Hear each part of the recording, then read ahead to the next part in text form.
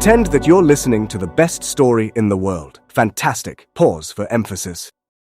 We left our protagonists, Camilla and Allison, in the middle of a parking lot, no doubt exploring the fascinating world of paving and the ecological impacts of runoff. Unbeknownst to our listeners, we will now meet the mentor figure who will reveal new insights, bestow privileged information, or support the progress of the story until they expire at an inopportune time or they become useless to our characters' growth. Camilla knelt in the parking lot of the 24-hour donut shop, trying to figure out what the heck was going on. The details of the past several days swirled in her head to the sound of a Reese bass line on top of compressed almond brakes. Allison placed a hand on her shoulder. Her grip morphed from consolation into action. Come on, Camilla. Let's get inside. This sitch is getting weird. Let's refuel on carbs. Then we can think about things. Yeah. Wait, Allison, don't you want to know what just happened? What I know right now is that a bunch of truckions and that weirdo in the suit have prevented me from manging on some rude nosh. Just then, a new truck entered the far end of the parking lot, silent and coasting. Compared to the previous circus caravan, it was a swan on crystal clear water. Ugh, more trucks. I can't right now. Come on, Cam. Camilla stood up, eyeing the truck, then eventually dismissing it as an early morning coffee run instead of a foam-headed militia on the prowl for absurdity. She acquiesced to Allison's tug and her own hunger. She felt very tired suddenly. A voice came from the truck, unremarkable but urgent. It sounded wise and trustworthy. The hackers stopped in place. What now? The truck rolled up beside them. A woman with wind-blown hair under a western hat leaned out the window. Hey there, is this place open?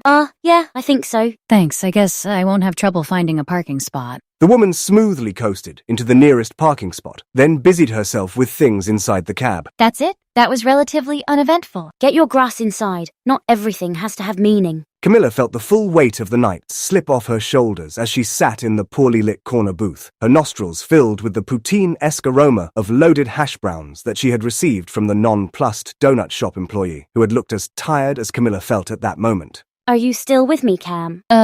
What?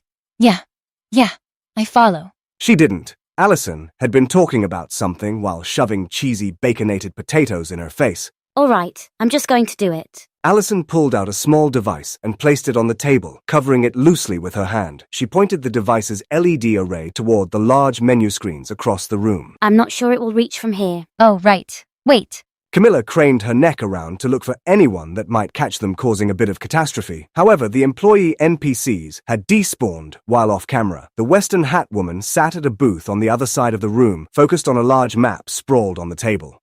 So, no one would notice shenanigans in action. The coast was clear. Allison pressed the button on the device. Wireless messages flew through the air, sending power-off codes to any nearby television or monitor within view. After a few seconds, the menu screens blinked off simultaneously, dropping the light level in the donut shop by 1200 degrees. In the sudden, dim light, Camilla yawned around a smile and delightfully succumbed to a quick round of shutting her eyes. Which one did you find? Camilla snorted awake. Cam, you snorted. You really did fall asleep. No, I didn't.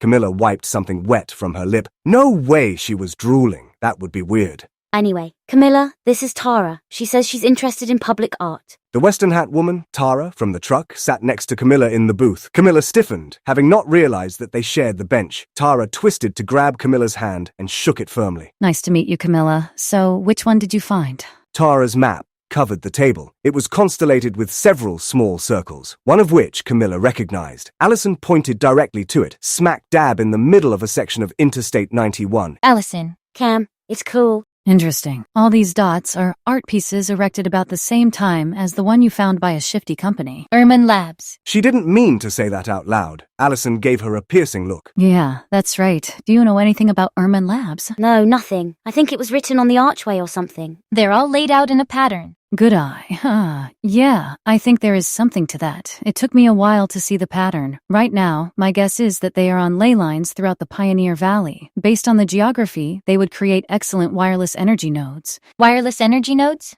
In each of the art installations that I've discovered, I found a radio transmitter being run by a mini nuclear power source. And those were made by Erman Labs, I'm guessing. Spot on. Tara turned to smile at Camilla, who was transfixed by the map. Camilla took out her phone and snapped a picture quickly before anyone could object. Interesting, right? I'll say, Tara checked the time, then thought for a moment. Would you like to see another one of the Urman's art installations? It might be neat to see it as the sun comes up. Oh, thanks for the offer, but Yes, Allison shot Camilla another hard stare. but we're driving ourselves. Great, you can follow me. Come on, let's go uncover mysteries. What will the new public art installation look like? Will the sun come up just in time to create a cinematic backdrop for urban discovery? Maybe this art lives inside another structure. Or maybe it is a kinetic sculpture, forcing our hackers to perform live-action platforming that will reveal another riddle to be solved. Who was the mentor figure? Was it the lonesome donut shop employee? Was it an as-yet unseen character that lurks in the shadows? Or did we break the fourth wall, making you the mentor? No, it's Tara. That one is pretty straightforward. You should have already figured that one out.